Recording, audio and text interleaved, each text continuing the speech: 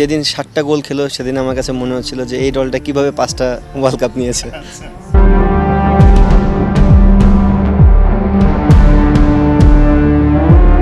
অবশ্যই সম্পূর্ণ চাপে রাখবো মুখ দিয়ে, যতক্ষণ পারবো মুখ দিয়ে চলতে থাকবে। আমার মনে হয় আমি শান্ত যথেষ্ট, ট্রাই করবো সবগুলাকে কোণঠাসা করার জন্য।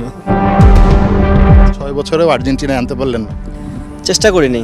আমার মনে হয় সাপোর্টার যারা ব্রাজিলেই থাক, তারা ডিজার্ভ করে না আর্জেন্টিনায় আসার জন্য। চেষ্টা করবো এবারের জন্য মেসি আমাদেরকে ওই সুযোগটা করে দেয় এবং আবার নেক্সট ইয়ার পর্যন্ত চলতে থাকবে। জার্সি পরানো নিয়ে কি যুদ্ধ হয়? চেষ্টা করবো এমন একটা জার্সি বানানো যে হাফ হাফ থাকবে, ব্রাজিলও থাকবে আর্জেন্টিনাও থাকবে।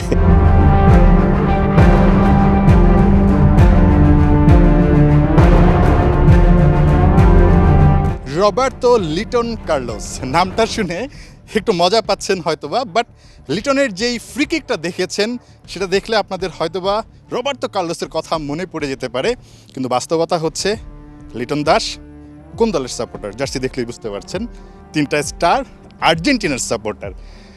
লিটন, কখনো কি ব্রাজিল আর্জেন্টিনা এই যে মানে থাকে না একটু মানে কম্পেয়ার করতে গিয়ে খুব বাজে দল মনে হয়েছে ব্রাজিলকে? যেদিন 7টা গোল খেলো সেদিন আমার কাছে মনে হচ্ছিল যে এই দলটা কিভাবে 5টা ওয়ার্ল্ড কাপ নিয়েছে।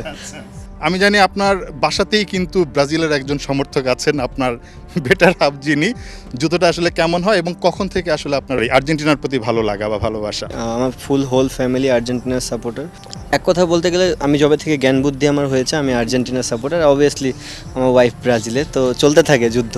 আচ্ছা, তাকে কখনো কি আসলে একটু ব্রাজিল থেকে আর্জেন্টিনায় কনভার্ট করা বা নিয়ে আসার চেষ্টা করেছেন? আমার তো মনে হয় ব্যর্থ হয়েছেন, যার কারণে এখন পর্যন্ত আসলে কত বছর হলো বিয়ের? অলমোস্ট 19, তো 6 বছর, 6-7-এর কাছাকাছি। 6 বছরেও আর্জেন্টিনায় আনতে পারলেন না। চেষ্টা করিনি। আমার মনে হয় সাপোর্টার যারা ব্রাজিলেই থাক, তারা ডিজার্ভ করে না আর্জেন্টিনায় আসার জন্য। পছন্দের এখন পর্যন্ত কে? আর্জেন্টিনার অনেক বাতিস্তুতার কথা বলতে পারি, দিয়াগো মারাডোনার কথা বলতে পারি, লিওনেল মেসি, মানে আপনার সবচেয়ে পছন্দের কে? Obviously Messi. আমার মনে হয় মেসি তো ওয়ার্ল্ড ওয়াইড এমন একটা নেম, যারা ব্রাজিলের সাপোর্টার তারাও মেসিকেই অনেক অনেক পছন্দ করে। মেসি, ডিমারিয়ার খেলা আমার খুব ভালো লাগতো, ডিবালা আছে। আর রিসেন্ট পাস্টে যে আর্জেন্টিনার যে গোলকিপার, তারা আমি মানে ম্যাক্সিমাম মানুষই অনেক ফ্যান, আমি অনেক বড় ফ্যান। কি মনে হচ্ছে এবার ব্রাজিল যারা সমর্থক আপনার টিমের, এদেরকে মানে কিভাবে চাপে রাখবেন আসলে? অবশ্যই সম্পূর্ণ চাপে রাখবো মুখ দিয়ে, যতক্ষণ পারবো মুখ দিয়ে চলতে থাকবে। মাশরাফি ভাই খুব ভালো করতে পারতেন। বর্তমান টিমে আসলে আর্জেন্টিনার এরকম মানে সাপোর্টারকে যে কিনা প্রতিপক্ষকে অনেক বেশি চাপে রাখতে পারে কথা দিয়ে?